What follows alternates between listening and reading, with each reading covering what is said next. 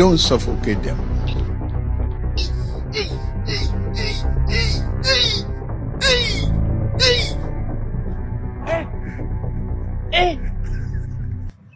Aujourd'hui aussi, c'est un autre jour.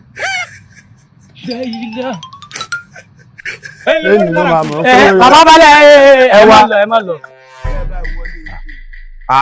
Kí ló dé? Bàbá balẹ̀ bàbá mi. Ọgbọ́n jayé fọgbọ́n jayé. Ìwọ náà ti ń rówó wọlé léjì kọ́ ìlọrùn rẹ̀ yìí. Bàbá ẹ kú òun bẹ́ẹ̀ ọ̀gá mi rèé wọ́n láwọn fẹ́ ralẹ̀ wọ́n fẹ́ fi kọ́lé iṣẹ́ búrẹ́dì. Ọ̀gá rẹ̀ rí. Bàbá balẹ̀ ẹ má fojú di wọn o ibú owó lẹ ń wò òun. Aṣọ ńlá kọ́lé yẹn ńlá bó ṣe wà yìí àwọn náà jẹ́ kí n máa jọ̀lọ̀. Ní dán. Kí ló wá dé tójú tiẹ̀ wá le bíi pé kò gbọ́ ohun tí à ń sọ? Ṣé èsì pé àìdílé ológun ló ti wá? Bàbá ó fẹ́ jọra wọn o. Àwé wọ́n lọ́wọ́ fẹ́ ralẹ̀ tó fẹ́ fi kọ́ iléeṣẹ́ búrẹ́dì sílùú wa yìí. Plọ́ọ̀tì mélòó lọ wá nílò? Mi ò fẹ́ púpọ̀ 3 plots. Kódà kó fẹ́ gbogbo ìlú. Gbogbo ilẹ̀ ìlú pátápátá ìkáwọ́ mi ló wà.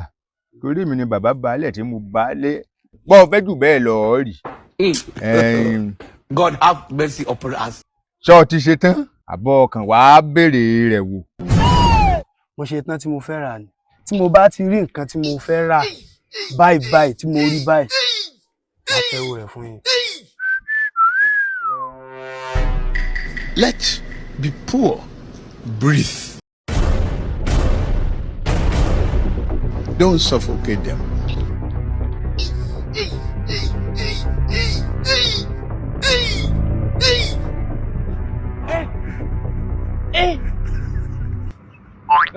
Aujourd'hui aussi, c'est un autre jour.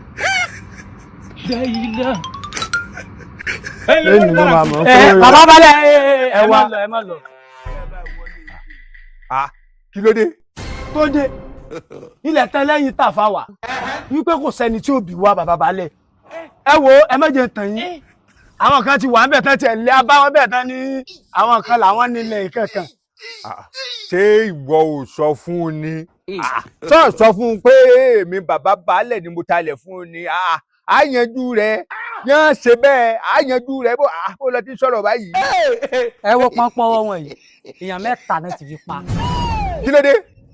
Bọ́n ṣe ń bi wọ́n náà nù tó bá mú kan báyìí Allah lẹ́yìn àbí háì orí abẹ́ ẹ̀jẹ̀ ní sùúrù tó bá tún rí mi tó bá bí kí ló dé abalẹ̀ ní bíu fún ẹ̀jẹ̀ ní sí ẹlẹ́ẹ̀kẹta àwọn olówó sí jù bàbá. Aujourd'hui aussi, c'est un autre jour.